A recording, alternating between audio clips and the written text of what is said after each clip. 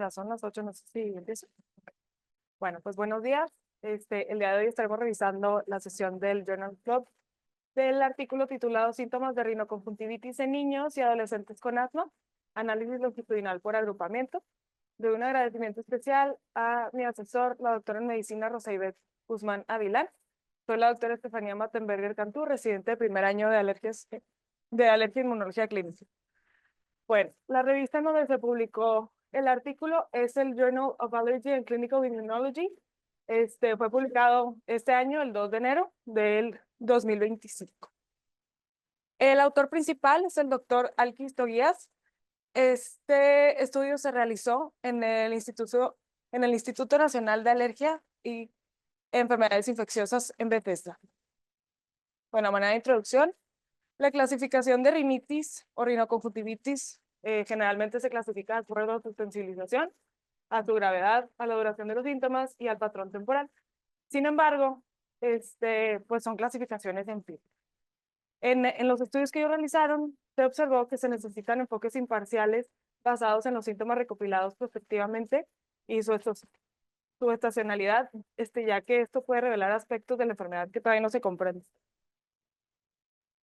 Se realizó primero un estudio en una cohorte de fenotipos de asma en zonas urbanas de tipo observacional en niños con asma para validar los fenotipos convencionales de la rinitis. Primero se establecieron los fenotipos de la rinitis de acuerdo al patrón estacional de los síntomas iniciales. Se le realizaron pruebas cutáneas, niveles séricos de IgE específica y se les dio seguimiento por un periodo de 12 meses. Después se evaluaron estos fenotipos y se establecieron con patrones sintomáticos distintivos. En el estudio que hicieron, los fenotipos esperados estaban presentes, sin embargo, se encontró una superposición sustancial de los síntomas, en especial de la variación estacional. Por ejemplo, se observó que el patrón estacional de los síntomas de rinitis estaban presentes en todos los tipos, independientemente de la etiología. Por lo que esta información sugiere que la sintomatología puede estar determinado por algo más que el patrón de sensibilización alérgica. Y esto probó que se necesita un enfoque de clasificación más imparcial, con lo que lleva al estudio que vamos a revisar el día de hoy.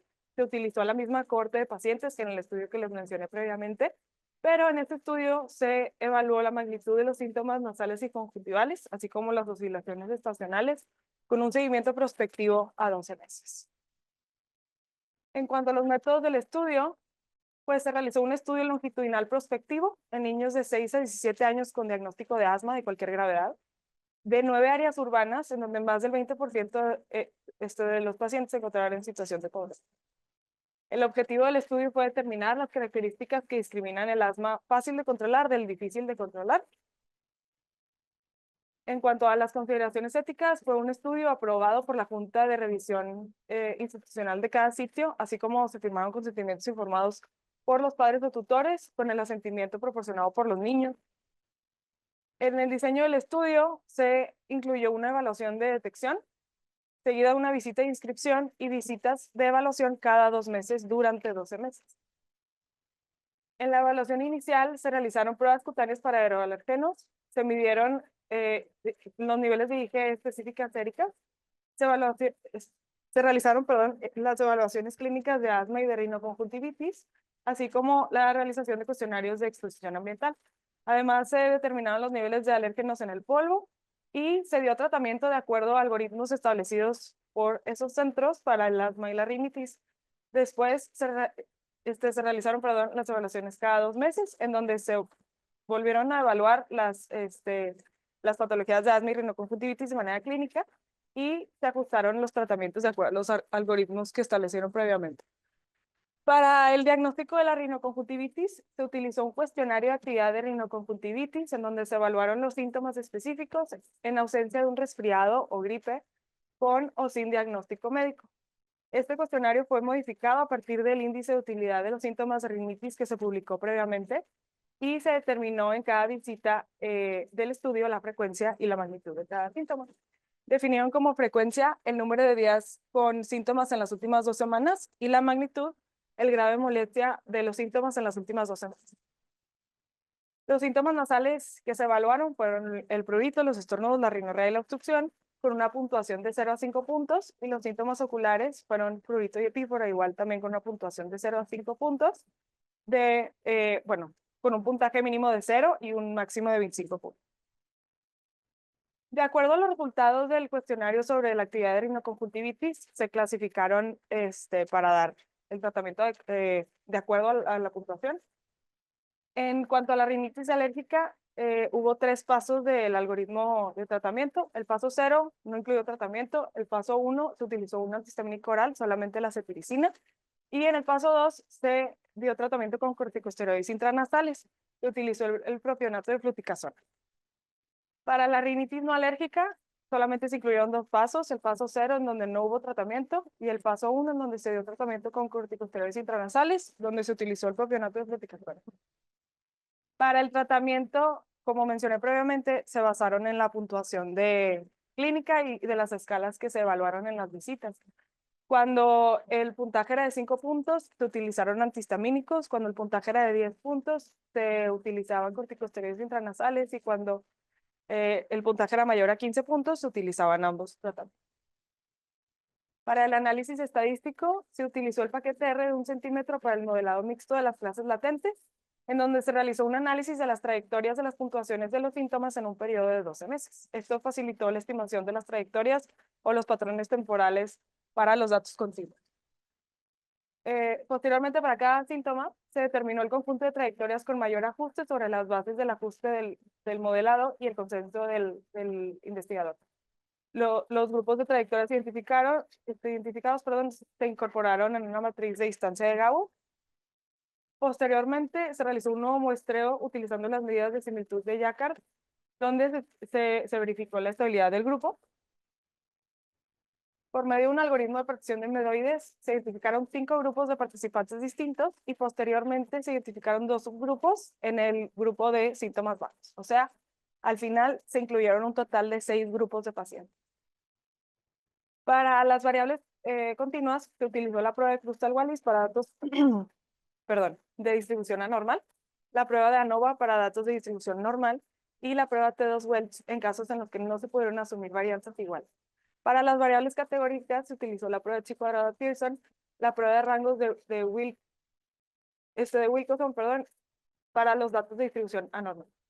No se realizaron ajustes para las comparaciones múltiples, ya que estos análisis solamente se diseñaron para generar hipótesis y no para confirmarlo.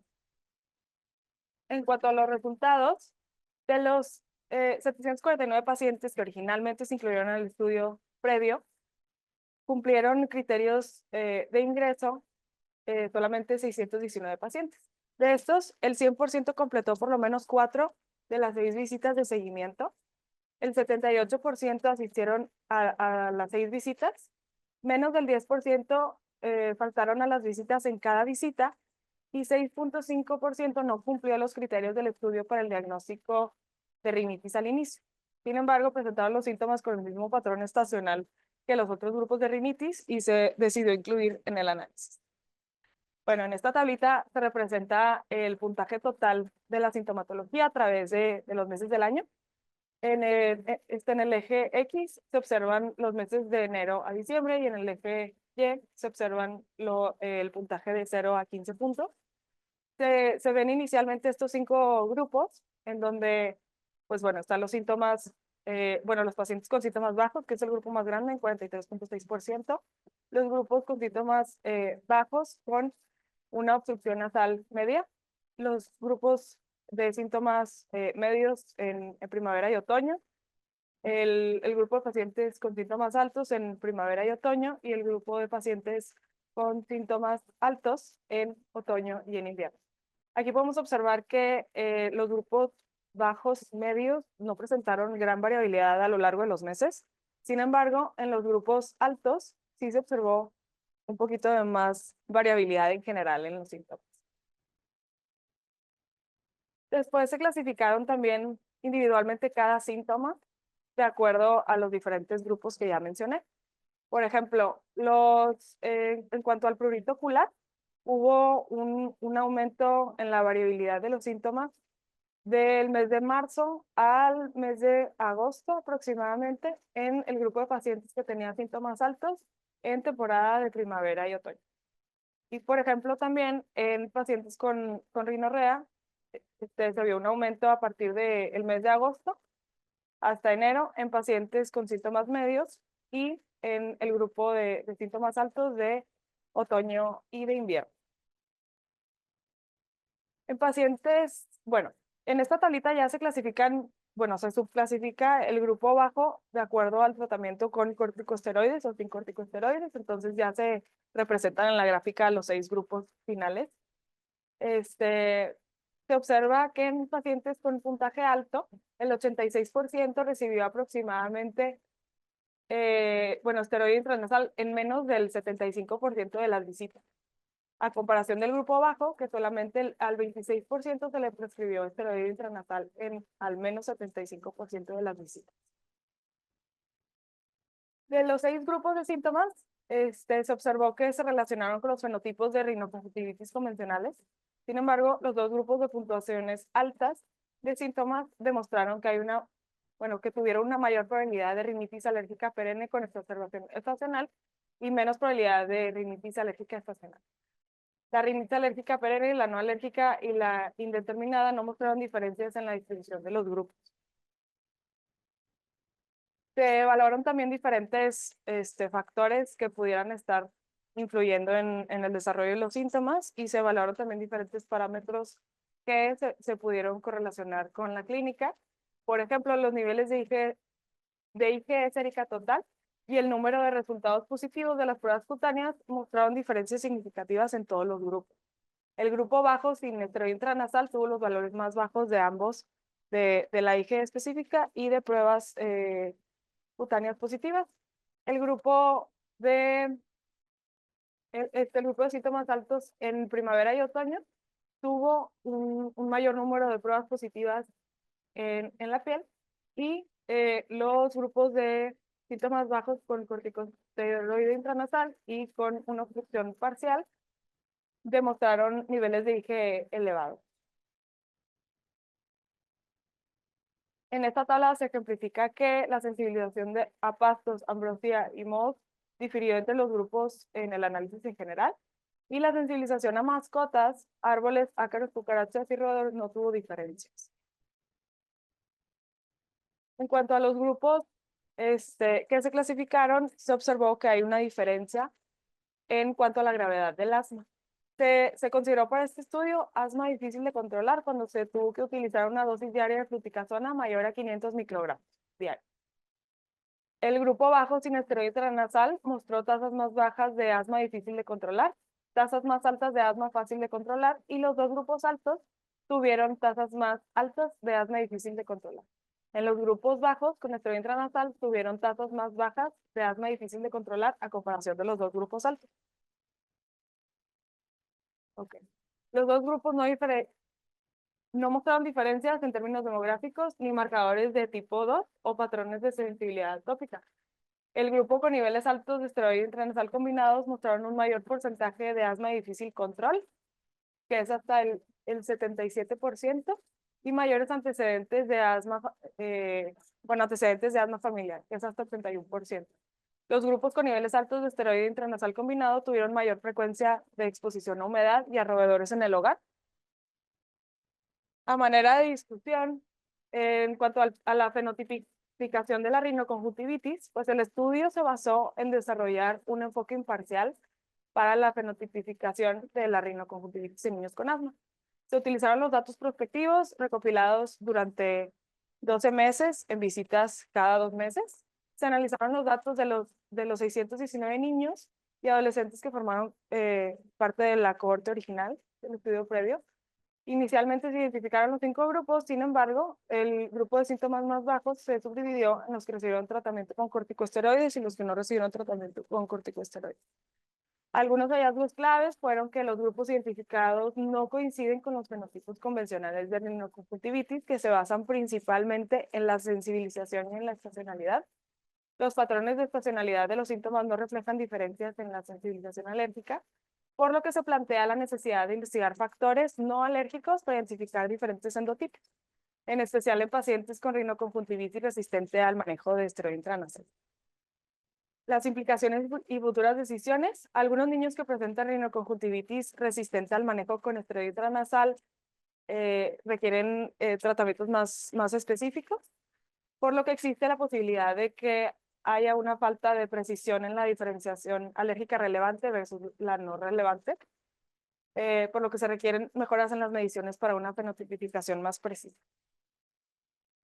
En cuanto a la sensibilidad alérgica y la gravedad de los síntomas, la IgE total y el número de sensibilizaciones fueron mayores en grupos con síntomas medios o altos y el grupo de síntomas bajos con tratamiento con esteroide intranasal.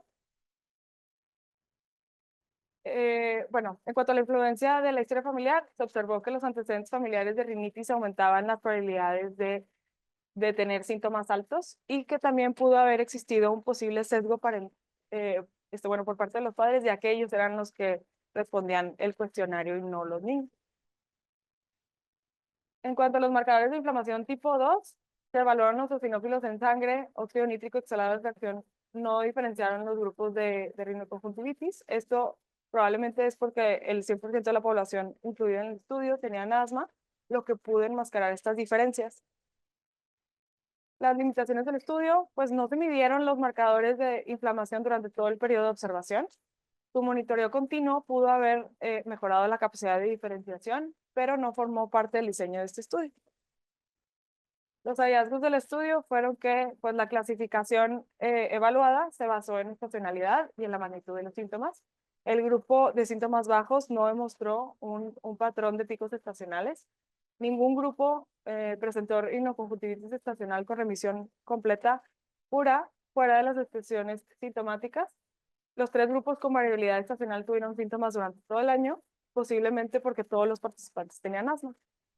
Se identificó un grupo con un pico de síntomas en el periodo comprendido de otoño e invierno, lo que se hipotiza que puede haber influencia de una contaminación interior, irritantes, infecciones virales, pero no se reflejaron estos datos en el análisis del estudio que estamos comentando.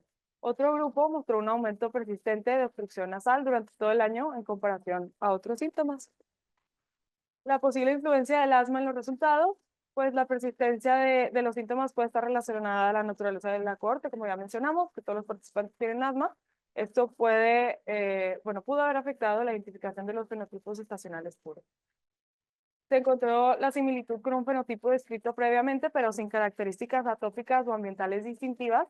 No se identificaron factores diferenciales que expliquen su presencia, por lo que se hipotiza el posible papel de que existan anomalías anatómicas o disfunción vascular nasal.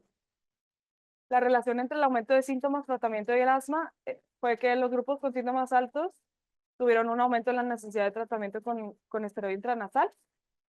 La limitación del tratamiento fue que se redujeron los síntomas, sin embargo, los pacientes persistieron sintomáticos durante todo el año y con picos estacionales claros. Una alternativa no evaluada fue la combinación de antihistamínicos nasales con esteroide intranasal, que pudo haber sido más eficaz. Y se observa que la relación con el asma, en hasta el 61% de los casos, se encontró un asma de difícil control, lo que refuerza la relación entre la gravedad de la rinitis alérgica y el asma, como se demostró en estudios previos. El impacto del tratamiento con corticosteroides intranasales en el grupo de síntomas bajos fue que, bueno, los pacientes se separaron en el grupo de tratamientos con esteroides intranasales versus los que no lo recibieron y esto evitó una distorsión en los resultados. El grupo que recibió esteroide intranasal mostró menos síntomas de rinoconjuntivitis que los grupos con síntomas altos, perdón, y esto, pues, bueno, se prestó a dos posibles interpretaciones, que hubiera mayor sensibilidad al tratamiento con esteroide intranasal o que la rinoconjuntivitis fuera más leve en estos participantes. La influencia del medio ambiente, se comparó el grupo bajo de esteroides intranasales con los grupos de síntomas más altos y se encontró que hubo mayor exposición a humedad, roedores, niveles de ALT1 en polvo doméstico en los grupos de síntomas altos y la diferencia en los niveles de ALT-A1 fue mínima. La exposición a alérgenos interiores podría influir en la severidad de los síntomas y de la respuesta al esteroide intranasal y otros factores ambientales también pudieran estar implicados. Las limitaciones de aplicabilidad de los hallazgos fueron que pues, la población del estudio fueron niños con asma en entornos urbanos y de bajos ingresos y pues que esto pudiera no ser extrapolable a niños que no tuvieran asma, ya que pudieran estar presentando diferentes tipos de endotipo. A pesar de esto, los hallazgos que se revelan fenotipos novedosos, no detectables, perdón, por las definiciones convencionales de rinoconjuntivitis. Se crea la necesidad de enfoques alternativos. Los fenotipos identificados no se diferencian por la demografía, condiciones de vida o las medidas convencionales de atopia e inflamación tipo 2, por lo que se requieren nuevas estrategias para comprender la patología subyacente como la fisiología nasal, la genómica de la mucosa y el análisis molecular avanzado.